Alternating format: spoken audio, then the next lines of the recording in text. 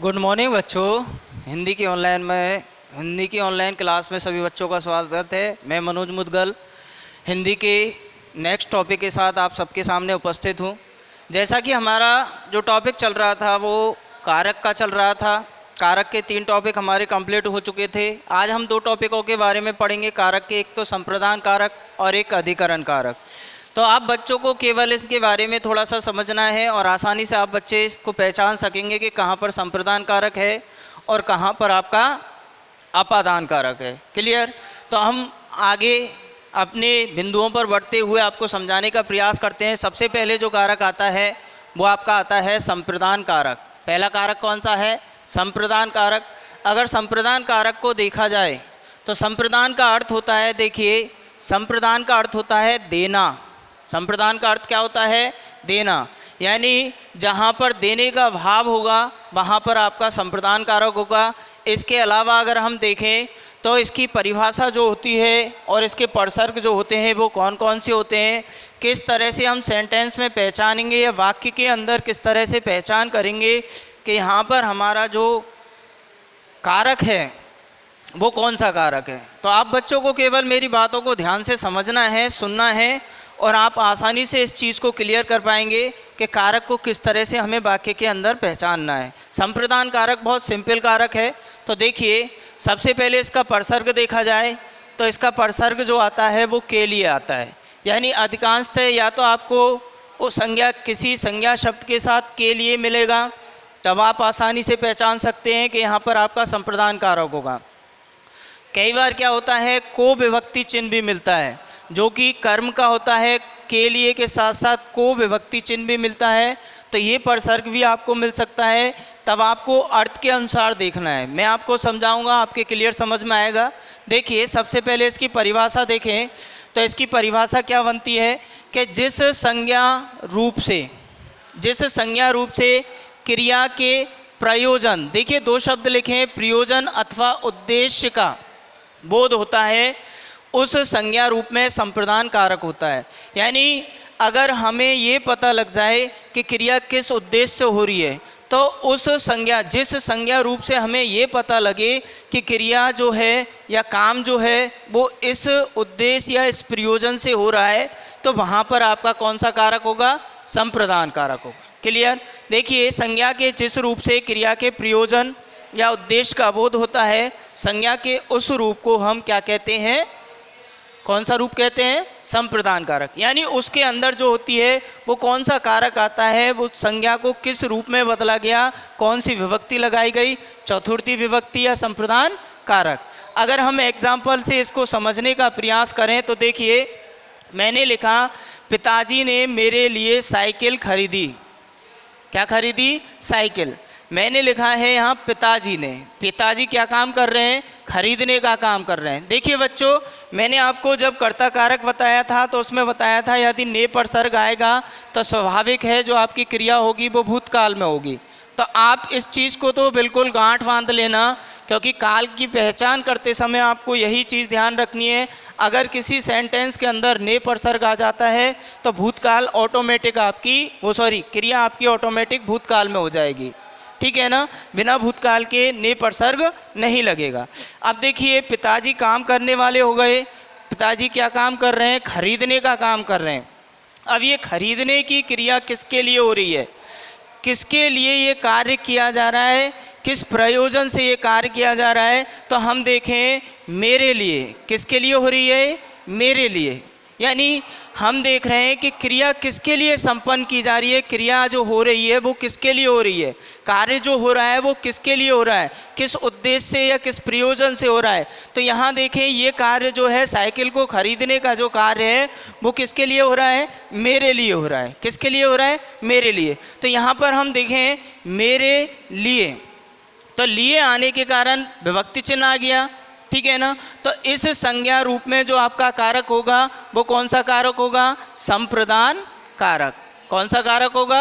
संप्रदान कारक। क्लियर? और नेक्स्ट उदाहरण देखते हैं। मैंने संगीता के लिए सितार खरीदा।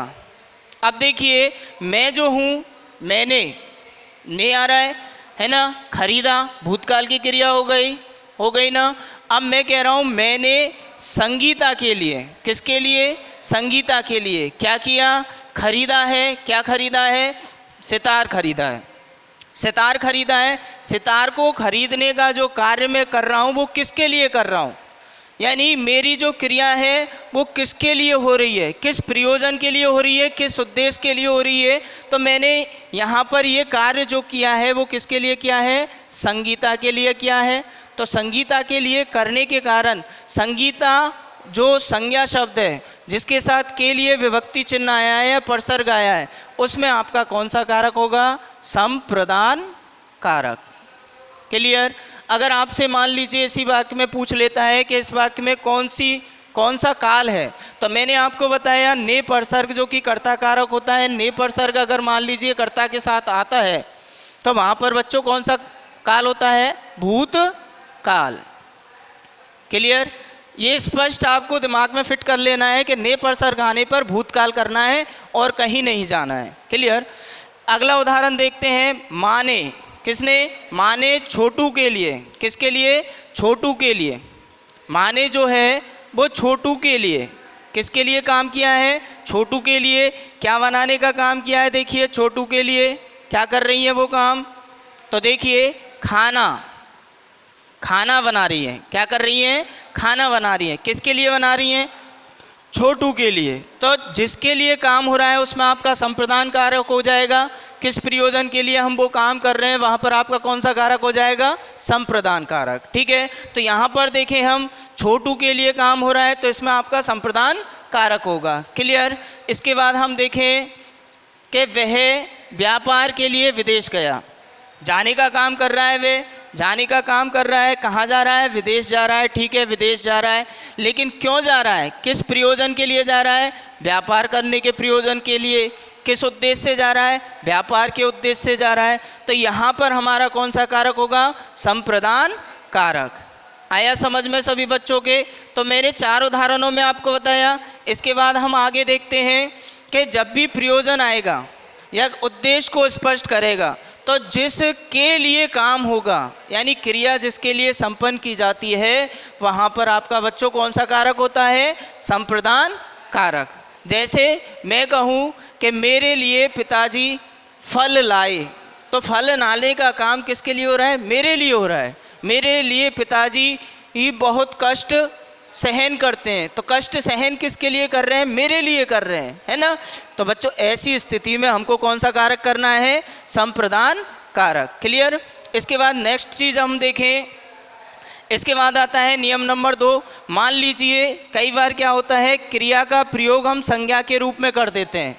क्रियार्थक का मतलब होता है क्रिया का अर्थ देने वाली, और संज्ञा का मतलब संज्ञा। तो कई बार क्या होता है, क्रिया का प्रयोग हम संज्ञा के रूप में न करके क्रिया का प्रयोग हम क्रिया के रूप में न करके, काम के रूप में न करके एक संज्ञा शब्द के रूप में करते हैं। तो ऐसी स्थिति आने पर भी हमको संप्रदान कारक ही लगाना है, और वहाँ पर हमको ये ध्यान रखना है, पहचानना है कि यहाँ पर कौन सा कारक है?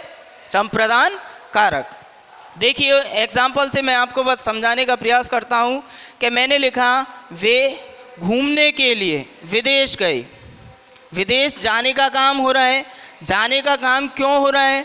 क्योंकि घूमने के लिए। किस प्रयोजन से? देखिए वही बात यहाँ पर भी लागू हो रही है, लेकिन थोड़ा सा नियम इसलिए लगाया कि सर आप कहें कि सर घूमना तो यहाँ पर क्रिया है, तो ऐसी स्थिति में बात वही है, उद्देश्य और प्रयोजन को स्पष्ट किया जा रहा है, लेकिन यहाँ पर क्या है, संज्ञा बना दिया। किसको? क्रिया को एक संज्ञा रूप दे दिया। क्रिया को क्या रूप दे दिया? संज्ञा रूप। और जब ऐसी स्थिति आपकी आएगी कि क्रिया को संज्ञा का रूप दे दिया जाए और उससे एक प्रयोजन की स्पष्टता हो, तो उस क्रिया रूप में भी, क्योंकि संज्ञा के रूप में प्रयोग होने के कारण, उसमें भी आपका कौन सा कारक होगा? संप्रदान कारक। तो घूमने वाले के, घूमने के लिए इस शब्द में आपका कौन सा कारक होगा? संप्रदान कारक। इसी तरह से हम देखें, उषा ने कपड़े सिलने के लिए मशीन खरीदी।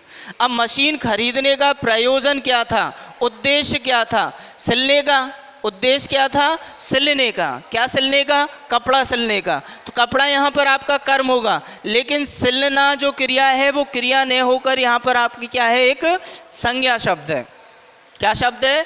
संज्ञा शब्द है। और संज्ञा शब्द होने के कारण इसमें कौन सा कारक आया है? संप्रदान कारक। क्यों आया है संप्रदान कारक? क्योंकि यहाँ हम उद्देश्य को स्पष्ट कर रहे हैं कि मशीन को खरीदने का काम उषा ने क्यों किया। क्लियर बच्चों?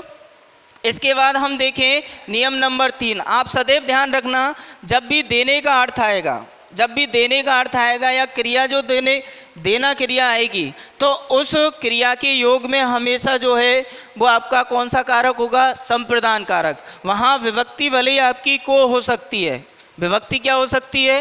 को हो सकती है। ठीक है, जैसे देखें राजा ने ब्राह्मणों को दान दिया।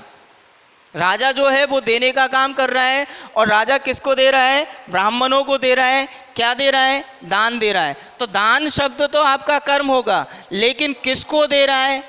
किसको दे रहा है? यानी क्रिया किसके लिए संपन्न की जा रही है? ब्राह्मणों के लिए की जा रही है। तो ब्राह्मणों के लिए काम हो रहा है, तो यहाँ पर आपका कौन सा कारक हो जाएगा? संप्रदान कारक। तो देने के अर्थ में आपको ध्यान रखना है बच्चों कि संप्रदान कारक होता है। नेक्स्ट चीज़ हम नेक्स्ट उदाहरण देखें। राम ने मोहन को पुस्तक दी। अब देने का काम राम कर रहा है। किसको दे रहा है? मोहन को दे रहा है। किसको दे रहा है? मोहन को। तो क्रिया किसके लिए हो रही है? मोहन के लिए। तो जिसके लिए काम होगा वहाँ पर आपका कौन सा कारक होगा? संप्रदान कारक। तो इस तरह से आप बच्चों के समझ में आया होगा कि संप्रदान कारक कहाँ होता है। संप्रदान का मतलब होता है देना, और देने का मतलब होता है कि जब क्रिया किसी प्रयोजन या उद्देश्य के लिए की जाए, या किसी काम को जिसके लिए किया जाता है। आप तो सिंपल सी भाषा में समझने का प्रयास कीजिए। कार्य किसके लिए हो रहा है? अगर कार्य जिसके लिए होता है, उस संज्ञा रूप में आपका कौन सा कारक होता है? संप्रदान कारक होता है। यानी काम जिसके लिए संपन्न होगा वहाँ पर आपका कौन सा कारक होगा? संप्रदान कारक। तो इस चीज़ को आपको समझना है, इतनी सी छोटी सी परिभाषा को समझना है कि वाक्य के अंदर जो कार्य हो रहा है वो कार्य किसके लिए हो रहा है। जिसके लिए वह कार्य होगा उसमें संप्रदान कारक होगा। सामान्य सी देखें तो ये दो शब्द आपको ध्यान रखना है कि किस प्रयोजन से, तो चीज़ वही है। काम किस प्रयोजन से हो रहा है, किसके लिए हो रहा है, तो वही चीज़ यहाँ पर है। क्लियर? तो इसके बाद इस चीज़ को एक बार उतार लीजिए, आप लोग देख लीजिए, क्योंकि अगर मैं खड़ा था तो शायद नहीं दिखा हो, तो आप बच्चों के अब स्पष्ट रूप से दिख रहा होगा। नोटबुक में इसको उतार लें। इसी तरह से एग्जाम्पल वगैरह सेम। ठीक है, अब मैं रेस करने वाला हूँ, दिख लिया होगा सब बच्चों ने। नेक्स्ट जो कारक आपका आता है वो आपका आता है अपादान कारक। संप्रदान कारक सभी बच्चों के समझ में आया होगा कि जिसके लिए क्रिया संपन्न होती है, जिसके लिए काम किया जाता है, और एक देना शब्द के अर्थ में भी क्रिया के देने के अर्थ में भी हमको संप्रदान कारक लगाना होता है। यानी जहाँ पर देने का भाव होगा वहाँ पर भी हम जिसको देंगे, जिसको हम कोई सामग्री देंगे, वहाँ पर हमारा कौन सा कारक होगा? संप्रदान कारक। हो सकता है उसमें को विभक्ति चिन्ह आ जाए। ठीक है, अब नेक्स्ट जो हमारा आता है वो आता है अपादान कारक। अपादान कारक 5वें नंबर का कारक अपादान कारक आता है। अब आप बच्चों को ध्यान रखना है अपादान का मतलब क्या होता है। देखिए, अपादान का अगर अपन परसर्ग निकालें तो परसर्ग होता है से। अब आप कहेंगे सर से तो हमने करण कारक में भी पढ़ा था, तो इन दोनों में अंतर आपको समझा देता हूँ। से कारक का करण कारक में उपयोग ये था कि उसमें हम उस साधन को बता रहे थे जिस साधन के द्वारा हम कार्य को संपन्न करते हैं। ठीक है, क्रिया जिस साधन के माध्यम से की जाती है वहाँ आपका संप्रदान कारक था, करण कारक था। लेकिन जब से का प्रयोग अलग होने के अर्थ में किया जाएगा, अलग होने का मतलब है अलग होना। अलग होने का मतलब क्या होता है? यानी एक स्थान को छोड़कर दूसरे स्थान पर चला जाए, किसी स्थान से किसी चीज़ को अलग कर दिया जाए, है ना, विस्थापित कर दिया जाए। तो ऐसी स्थिति में जैसे राम अगर मान लीजिए इस स्थान से यहाँ चला जाता है, यहाँ आ जाता है, ये राम है, राम यहाँ से छोड़कर यहाँ चला गया तो वो अलग हो रहा है। तो इस स्थान से अलग होने के अर्थ में हमको से विभक्ति का प्रयोग करना है। ठीक है, अब हम देखें इसकी परिभाषा क्या बनती है। तो परिभाषा ये बनती है कि संज्ञा के जिस रूप से, अगर हम परिभाषा लिखें तो जिस संज्ञा के जिस रूप से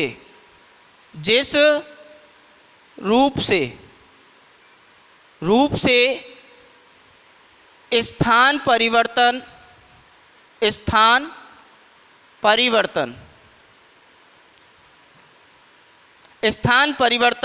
या अलगाव। स्थान परिवर्तन या अलगाव। अलगाव का मतलब वही है अलग होना। अलगाव का मतलब क्या है? अलग होना, अलग होना। ठीक है। का भाव, भाव का मतलब यहाँ पर अर्थ से है, भाव प्रकट होता है। ठीक है। मैंने लिखा संज्ञा के जिस रूप से। संज्ञा क्यों लिखा? क्योंकि हम क्रिया के बारे में बात नहीं कर रहे हैं, या तो संज्ञा होगा या सर्वनाम होगा। तो संज्ञा या सर्वनाम के जिस रूप से, संज्ञा या सर्वनाम, संज्ञा या सर्वनाम के जिस रूप से स्थान परिवर्तन। स्थान परिवर्तन का मतलब होता है अभी मैं यहाँ खड़ा हुआ हूँ, अब मैं यहाँ से यहाँ आ जाता हूँ, तो ये स्थान बदल रहा है ना, स्थान का परिवर्तन हो रहा है। जैसे मैं विद्यालय को छोड़कर घर चला जाता हूँ तो मेरा स्थान बदल रहा है ना। तो इसको कहते हैं स्थान परिवर्तन, स्थान का बदलना, एक स्थान से दूसरे स्थान पर जाना। और अलगाव का मतलब वही चीज़ है। अलगाव किसी चीज़ से अलग होना, किसी चीज़ से विछुड़ना, ठीक है ना, किसी चीज़ से पृथक होना, तो वो श्रेणी अलगाव की आती है। जैसे मैंने लिखा हिमालय से गंगा निकलती है। हिमालय से गंगा निकलती है। अब आप बच्चे ध्यान से देखें इस वाक्य को कि मैंने लिखा है हिमालय से। किससे? हिमालय से। क्या निकलती है? गंगा। क्या निकलती है? गंगा। तो गंगा जो है वो गंगा किससे अलग हो रही है? आप स्वाभाविक है अलग होगी तभी निकल के बाहर आएगी, वहीं की वहीं स्थापित हो जाएगी तो निकलेगी कैसे? नहीं निकलेगी ना। ये मान लीजिए आपका पर्वत है, ये आपका हिमालय पर्वत है। अब यहाँ पर गंगा का पानी भरा हुआ है, मान लीजिए हिमनद है, क्योंकि इनके पिघलने से आपकी गंगा बनती है पानी। अब यहाँ से ये बह के निकलेगी, यानी ये पानी अगर यहीं के यहीं इकट्ठा हो जाएगा तो स्थान परिवर्तन नहीं हो रहा, लेकिन ये बहती है इस तरह से, तो ये हिमालय को छोड़कर जा रही है, हिमालय से अलग हो रही है। तो जिससे अलग होगा, ये ध्यान रखना कि जो वस्तु किसी स्थान से अलग होती है, यहाँ किससे अलग हो रहा है? हिमालय से अलग हो रहा है। जिससे पृथक होगा, जिससे अलगाव होगा, जहाँ से स्थान परिवर्तन होगा, वहाँ आपका अपादान कारक होगा। कौन सा कारक होगा? अपादान कारक होगा। कौन सा कारक होगा बच्चों? अपादान कारक होगा। ऐसे ही और उदाहरण देखें हम, देखिए ध्यान से।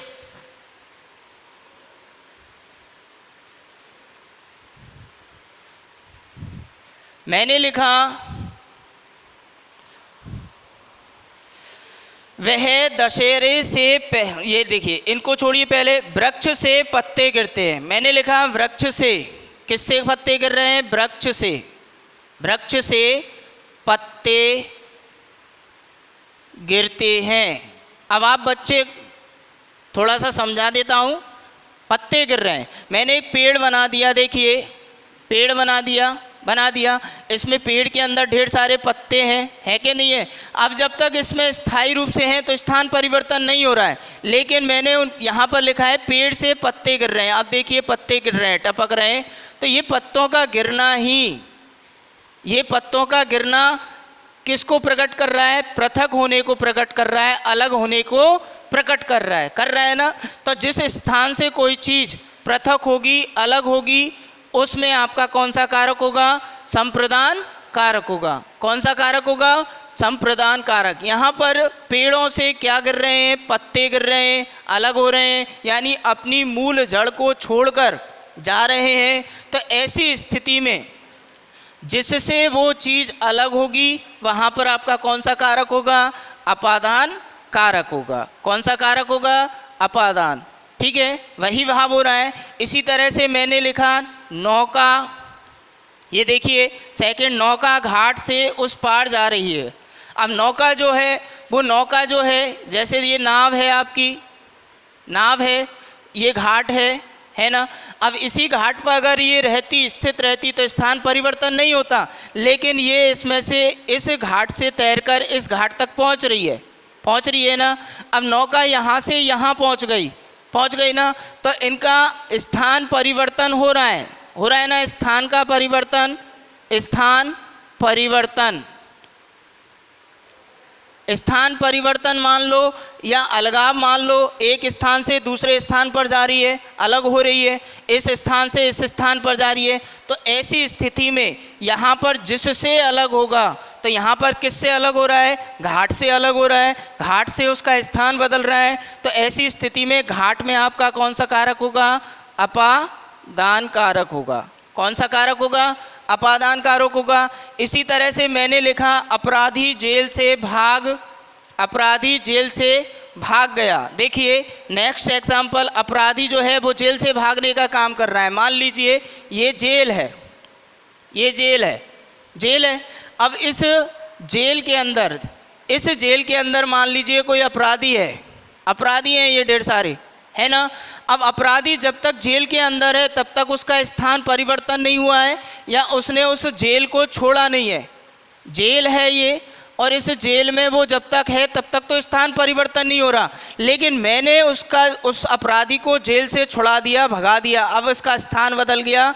ये देखिए अपराधी यहाँ भाग गया, ये भाग रहा, तो उसका स्थान बदल रहा है, यानी उसने जेल को त्याग दिया, जेल से अलग हो रहा है, जेल को छोड़ दिया उसने। अब जेल को छोड़ दिया तो ऐसी स्थिति में वो जिस स्थान से अलग होगा, जेल से अलग हो रहा है, तो जेल से किससे अलग हो रहा है अपराधी, जेल से। तो जेल से इस वाले में आपका कौन सा कारक होगा, अपादान कारक होगा। क्या होगा, अपादान कारक। नेक्स्ट एग्जाम्पल देखें, देखिए निम्नलिखित प्रश्नों में से 5 के उत्तर देने, यानी हम छटनी कर रहे हैं। 5 मान लीजिए 10 प्रश्न है, 10 प्रश्नों में से हम कितने को अलग कर रहे हैं, 5 प्रश्नों को अलग कर रहे हैं, क्योंकि करने पूरे नहीं कर रहे, केवल हम कितने प्रश्न कर रहे हैं, 5।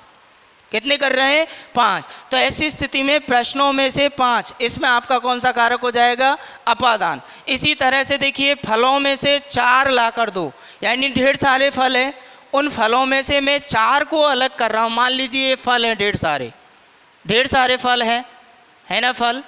अब इन फलों में से मैं कितने को अलग कर रहा हूँ, 4 फलों को अलग कर रहा हूँ, उनका स्थान बदल रहा हूँ।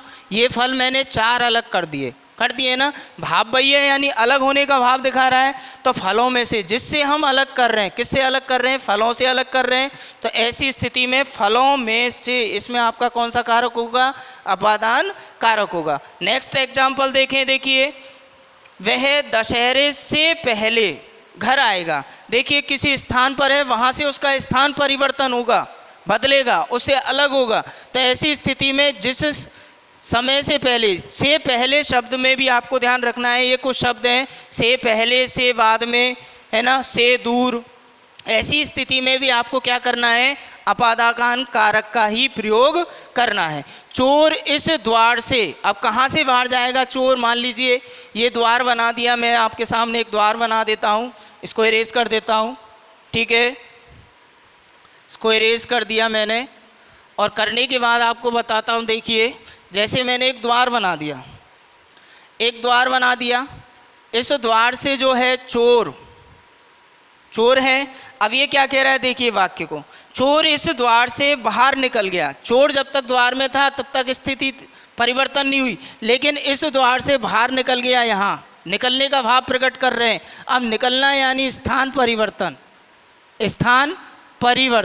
और स्थान परिवर्तन की स्थिति में आपका कौन सा कारक होगा बच्चों, कौन सा कारक होगा, यहाँ पर जिससे अलग होगा, जिससे बाहर जाएगा, जिस स्थान से उसका परिवर्तन होगा, वहाँ पर आपका होगा अपादान कारक। कौन सा कारक, अपादान कारक। तो क्लियर समझ में आया होगा। इसी तरह से वह 2 साल पहले गांव से, अब देखिए गांव है हरा भरा, ये हमारा गांव है, अब गांव से अलग हो रहा है। देखिए गांव से दूर चला गया। तो ऐसी स्थिति में क्या होगा, जिस स्थान से उसका पृथक होगा, जिस स्थान से उसका परिवर्तन होगा, वहाँ पर आपका अपादान कारक होगा। तो क्लियर, आप बच्चों को ध्यान रखना है कि संप्रदान कारक में प्रयोजन या उद्देश्य का प्रयोग किया जाता है। सामान्यतः जिसके लिए काम संपन्न होता है उसमें संप्रदान कारक होता है। और मान लीजिए हम किसी को पृथक होने का भाव बताएं, स्थान परिवर्तन को होता है, तो वहाँ आपका अपादान कारक होता है। तो नीचे वाली परिभाषा आपको स्पष्ट दिख रही होगी, उसके एग्जाम्पल दिख रहे होंगे, तो सभी बच्चे एक बार इसको नोट कर लें, ठीक है।